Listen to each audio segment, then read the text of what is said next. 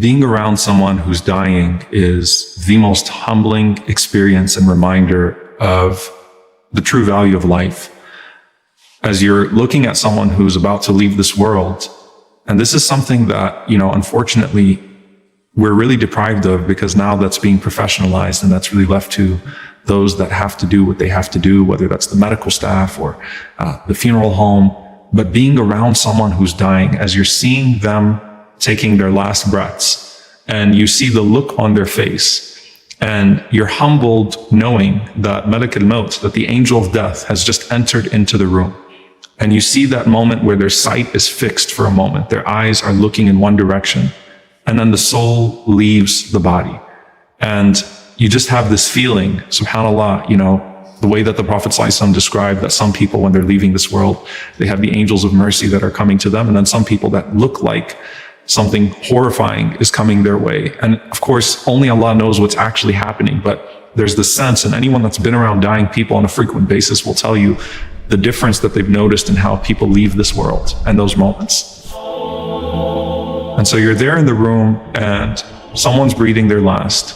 Their eyes are fixed. And the Prophet ﷺ had done so with Abu Salama radiallahu ta'ala anhu, as he had done with many of his companions. And Salama radiallahu anha, she says that when the Prophet ﷺ entered in and Abu Salama was taking his dying breaths, Abu Salama's eyes became fixed, and then he took his last breath. And if you've ever seen a person when they're dying, their eyes look up and then they just stop. And the Prophet ﷺ, he said that verily when the soul leaves the body, the eyes follow the soul. Okay? إِذَا قُبِضَ الرُّوحِ تَبِعَهُ الْبَصَرِ. The soul, as it's leaving the body, the eyes follow the soul. And then the sunnah of the Prophet ﷺ was to then close the eyelids of that person. Salama says that when we did so with the Prophet ﷺ in our presence, and Abu Salama had passed away, the people started to wail, they started to weep, they started to cry. And the Prophet ﷺ said, don't say anything right now except for good, because as you're saying what you're saying right now, the angels will say Ameen. SubhanAllah. The angels will say Ameen. So as you're making dua right now, whatever you say, don't say something that's going to be taken against you. Don't say something that's going to be harmful to the dead. You have a group of angels that just entered into the room to reclaim that soul. Make sure that what you say right now is good, because anything you say right now, those angels that have just entered are going to say Ameen. There are special angels that are going to say Ameen to your du'as in that moment. And so the Prophet ﷺ told them that. And then the Prophet ﷺ said, Allahumma khfir li Abi Salama. Oh Allah, forgive Abu Salama. وَارْفَعْ دَرَجَتَهُ فِي الْمَهْدِيِّينَ. And raise his station, make his station high amongst your rightly guided servants. وَافْسَحْ لَهُ فِي قَبْرِهِ.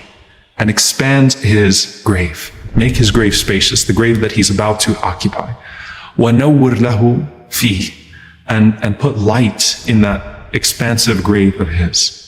وَخْلُفْهُ فِي عَقِبِهِ. And take care of the descendants whom he's left behind, to make them pious and take care of them. SubhanAllah, the Prophet ﷺ made that dua, and the angels are saying Ameen.